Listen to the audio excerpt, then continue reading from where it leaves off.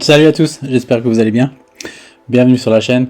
Alors on est le dimanche 27 avril, 19h57, jour 288, ouais c'est ça, de mon journal. Donc on approche du jour 300. Et si vous vous souvenez, j'avais dit ouais jour 300, j'aimerais bien avoir lu 3 livres. Alors concrètement, si je fais un petit récap, devenir rentier immobilier à partir de rien, je l'ai commencé en lecture, je l'ai fini en audio. Réfléchissez, devenez riche de Napoleon Hill, je l'ai commencé en lecture, je l'ai fini en audio, mais je l'ai toujours sur ma table de chevet pour lire.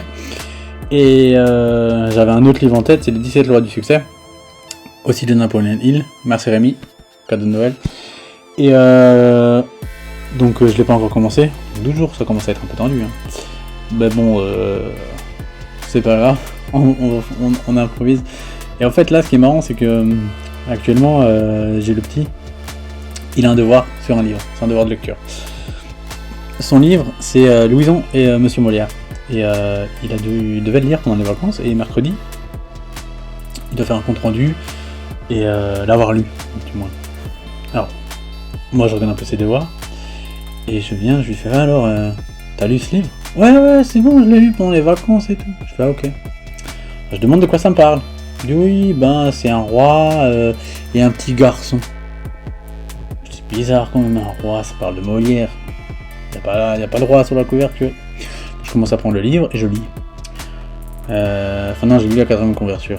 Et donc, derrière, il y avait quoi? Ça parlait de Louison, une fillette. Donc déjà pas d'un petit garçon. Et Monsieur Molière, directeur du théâtre. Donc c'est tiré d'une histoire vraie. Donc moi je commence à lire et je dis tiens vas-y, dis-moi c'est quoi ça? Je lui pose des questions. Il captait rien. Au final, il l'a pas lu.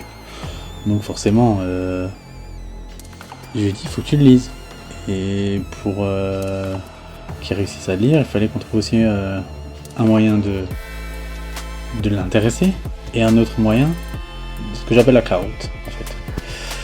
Donc, ce que j'ai fait, c'est que moi j'ai commencé à lire son livre, donc c'est pas long, c'est 8 chapitres.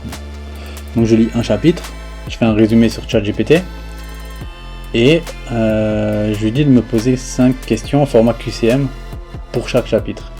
Du coup, même qui ne lit pas vraiment le livre, il est obligé de chercher. Et en cherchant, forcément, il lit un minimum.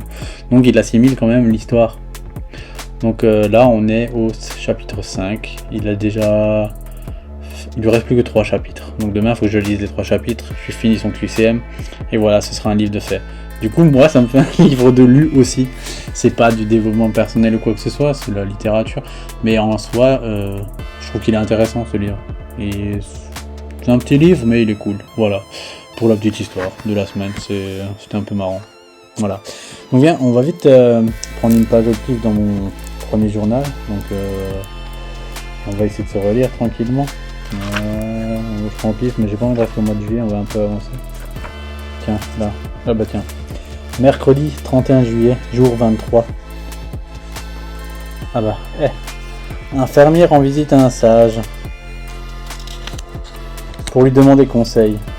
Le fermier dit qu'il était tellement fatigué de se battre encore et encore tout le temps dans la vie, dès qu'un problème est réglé, un autre survient, aussitôt. Je ne sais pas comment m'en sortir. Le sage demande au fermier de chercher de l'eau, de la disposer dans 3 récipients. Chauffez-les tous jusqu'à ébullition. Déposez dans le premier récipient des carottes, dans le second un œuf et dans le dernier des feuilles de thé. Au bout d'un certain temps, le sage demanda au fermier que vois-tu maintenant? Des carottes molles, un œuf dur et la feuille de thé infusée dans l'eau. Le sage lui explique les 3 ingrédients. Waouh, je suis fatigué, mais j'ai fait un petit run avant, c'est normal. Mais bon, allez, ça m'empêche pas de bafouiller. Les 3 ingrédients ont réagi différemment face à la même épreuve. L'eau bouillante. Donc l'épreuve, c'est l'eau bouillante. Vous avez compris le truc. Les carottes, fortes et dures, sont devenues ramollies et faibles. L'œuf, si fragile au départ, est devenu plus solide à l'intérieur. Quant aux feuilles de thé, elles ont transformé l'eau. Et toi, demanda le sage, es-tu comme une carotte qui devient toute molle et perd sa force? Fais-tu comme l'œuf qui change son cœur face aux problèmes? Ou est-ce que tu es comme la feuille de thé? Tu te sers de ton agresseur pour libérer tous tes arômes.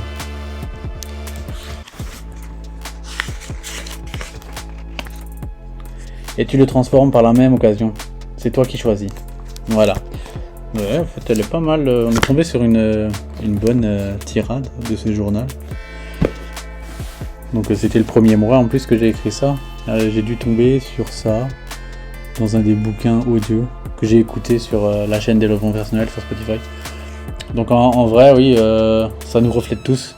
Alors comme dit, il y a des gens, face à une épreuve qui paraissent forts et au final qui s'effondrent totalement, qui se laissent abattre et qui se laissent emporter par leurs problèmes. D'autres personnes changent du tout au tout, sont d'abord faibles et deviennent forts, puis durs face au temps et aux épreuves. Ou alors des gens qui se servent de la vague pour aller de l'avant. Et parce que de toute façon au final des problèmes, il y en a tout le temps. C'est-à-dire si maintenant vous êtes sur un fleuve tranquille, vous avancez. Au bout d'un moment vous vous chiez. Alors qu'il y a des problèmes, on s'amuse. On va réfléchir à des solutions et on devient meilleur, on devient plus fort. Et ainsi de suite. Après, un autre problème qui arrive, on dit, mais ça, je sais comment le résoudre, c'est plus un problème. Du coup, ce qui était un problème n'en est plus un, autre chose arrive, mais on a progressé, donc les problèmes auront toujours le même nom, toujours des problèmes. Mais l'avantage, c'est d'avancer et de se dire, wow, au final, c'est ce qui nous fait grandir et ce qui nous donne goût à la vie. Moi, je pense qu'une vie sans problème, c'est pas une vie. Et dans la finalité, on dit toujours que un voyage, c'est pas la destination qui importe, c'est le cheminement. Parce qu'il y a toujours des obstacles et des imprévus qui donnent un peu de piquant dans la vie. Oui. Enfin voilà, c'était cool. Que je peux dire d'autre, voilà, mon doigt, on est toujours à ça, quoi. Faut toujours que je l'exerce. Parce que ça va être un peu compliqué de récupérer ma mobilité, comme je l'avais dit, mais j'y crois. On va faire ça, on va utiliser ce système-là de croyance. Le problème, c'est que j'ai toujours une douleur dans le fond. Mais bon, voilà. Et au niveau de l'appartement et de la vie de famille, ça avance bien. On arrive à bien communiquer quand on a des choses qui vont pas. Ça, c'est pas habituel de ma part, donc c'est aussi quelque chose de nouveau. Mais c'est cool. Cette nuit, on a bien parlé. C'était bien. Et ouais, parce qu'on n'a pas beaucoup de temps entre tout ce qu'il y a à faire, le déménagement, le travail, le petit.